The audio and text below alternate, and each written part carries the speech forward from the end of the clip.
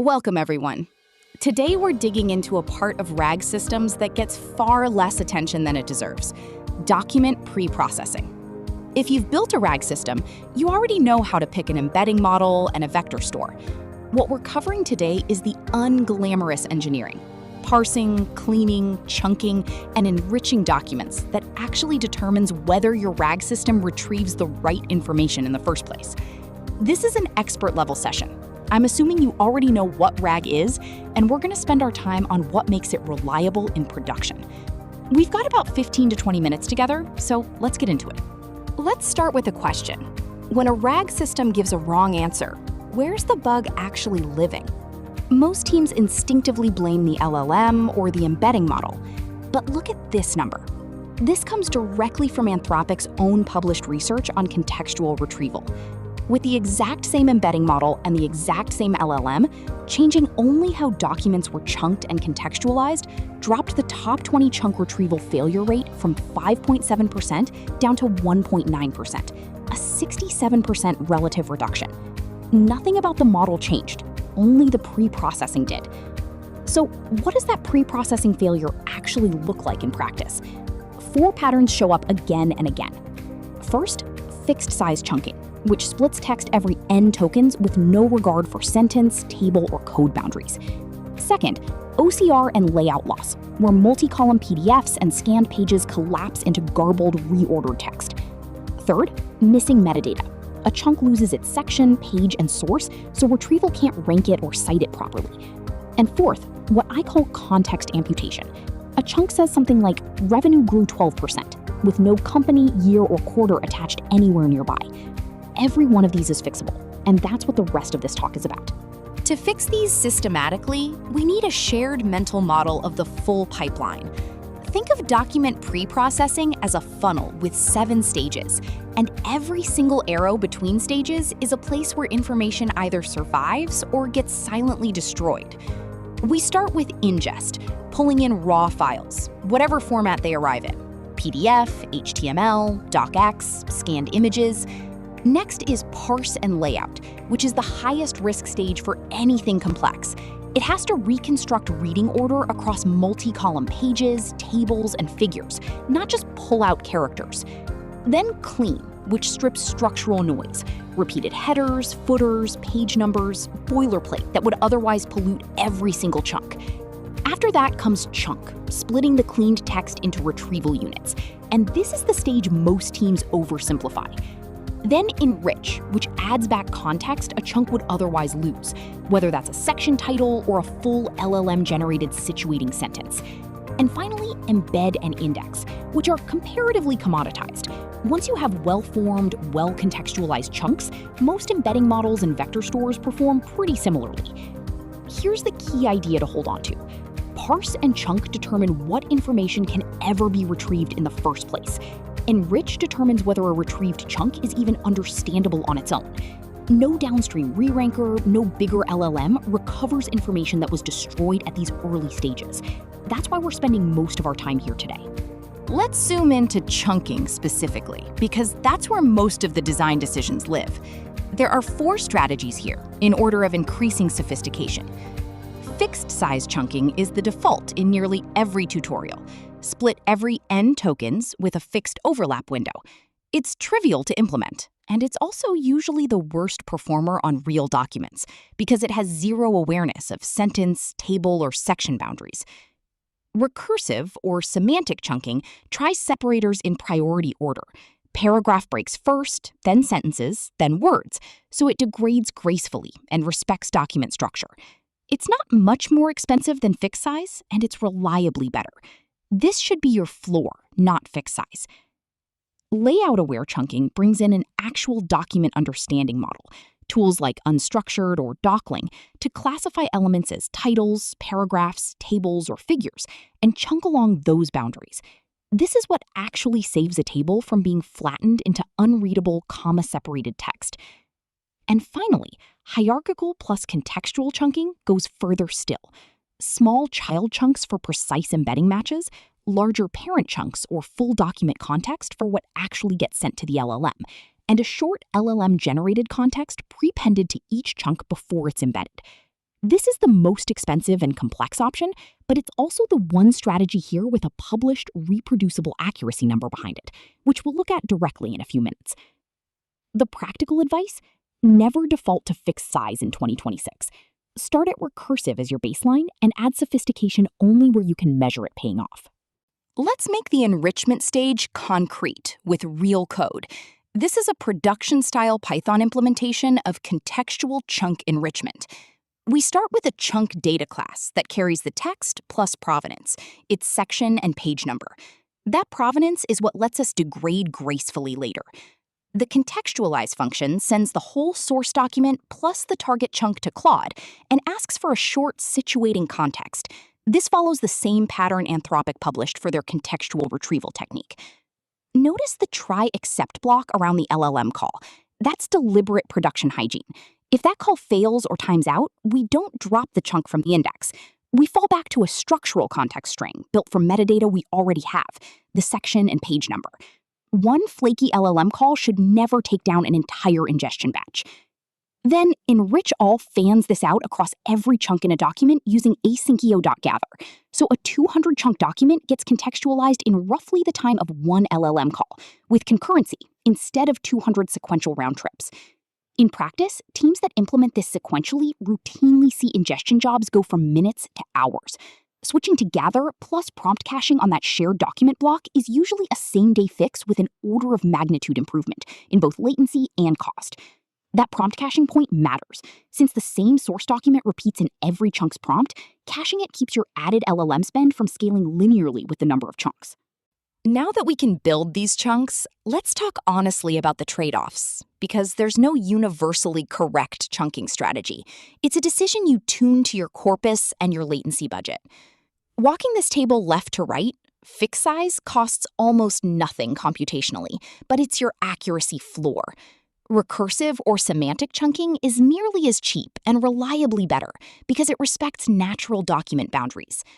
Layout-aware chunking adds a real ingestion time cost. You're running an actual document understanding model, but that cost is paid once per document, not once per query, so it amortizes well for any corpus that gets queried repeatedly. And hierarchical plus contextual is the most expensive and most complex, adding an LLM call per chunk at ingestion time. But again, it's the only strategy here backed by a reproducible published accuracy number. Here's the decision heuristic I'd actually apply. Start at recursive semantic as your floor. Add layout awareness the moment tables or multi-column PDFs enter your corpus. That's usually an immediate measurable win. And add contextual enrichment only after you've actually measured a retrieval accuracy gap that it would close. Don't reach for the most sophisticated tool on day one. Measure your baseline first. Beyond choosing a chunking strategy, there are specific failure modes worth guarding against explicitly, because they show up over and over in production postmortems. Table extraction loss is the most damaging for financial and technical documents. A parser flattens a table into space-separated text, and row-column relationships just vanish, so numbers get misattributed. The fix is insisting your parser emits structured table representations, not flattened prose. Header and footer duplication is subtler. It doesn't break retrieval outright, but repeated boilerplate, page numbers, running headers, gets embedded into every single chunk, quietly diluting the signal across your entire index. Strip it during the clean stage before chunking runs. Cross-page sentence splits happen because a lot of pipelines chunk per page for simplicity. A sentence or a table row spans a PDF page break, and the pipeline treats each page as an independent unit. The fix is to reflow the full document into a continuous stream before you chunk. Never chunk per page by default. And OCR hallucination on scanned documents is the sneakiest one. Low-quality OCR can silently invent characters or numbers on a noisy page with zero error signal downstream. Track OCR confidence scores as chunk metadata, and flag or reprocess anything below your confidence threshold. Let's ground everything we've discussed in one concrete published case study, the architecture behind that 5.7 to 1.9% number from earlier. Here's the flow. A source document gets chunked, and for every chunk, Claude is prompted with the full document plus that chunk and asked to generate a short situating context. That context gets prepended to the chunk before it's embedded and indexed into both a vector store and a BM25 lexical index. At query time, both indexes get searched, and the combined candidates pass through a re-ranker before the final top K results come back. And each addition compounds. Contextual embeddings alone cut failures by 35%, from 5.7 down to 3.7. Adding BM25 gets you to 49%, down to 2.9. And adding re-ranking on top gets you to 67%, down to 1.9%. One practical note from Anthropic's own write-up, prompt caching is essential here, since the same source document repeats in every chunk's contextualization prompt. And they're upfront that for small knowledge bases, under roughly 200,000 tokens, you might be better off skipping retrieval altogether and just putting the whole corpus in context. This pipeline is a solution for corpora that are too large to fit in context, not a universal default. Everything so far has assumed that text extraction is the right target to aim for. I want to close out the technical content by challenging that assumption, because there's a genuinely different approach emerging.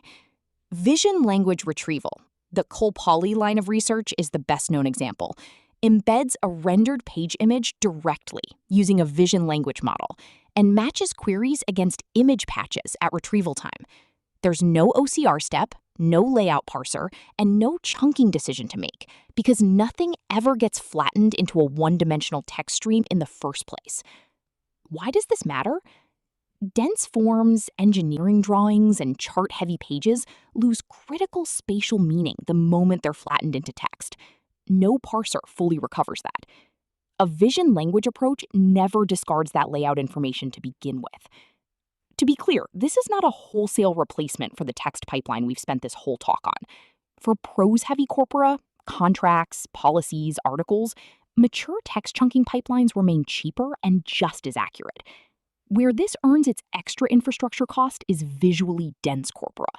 Financial reports with charts, technical manuals with diagrams, anywhere teams have hit a hard ceiling on parser-based approaches no matter how much they tune the chunking strategy. Let's bring this all together into 5 heuristics you can take back to your own team. 1. Pre-processing is the ceiling, not the floor.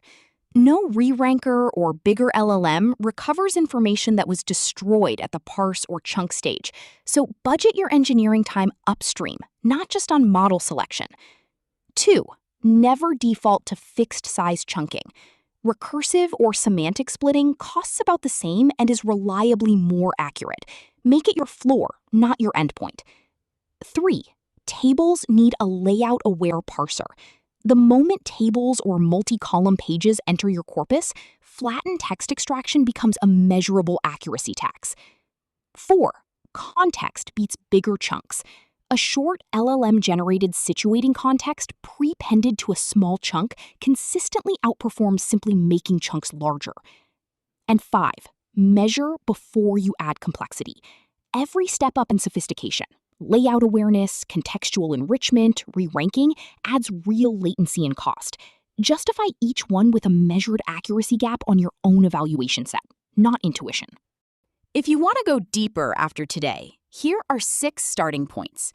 Start with Anthropic's contextual retrieval blog post if you want the primary source for every statistic we've discussed.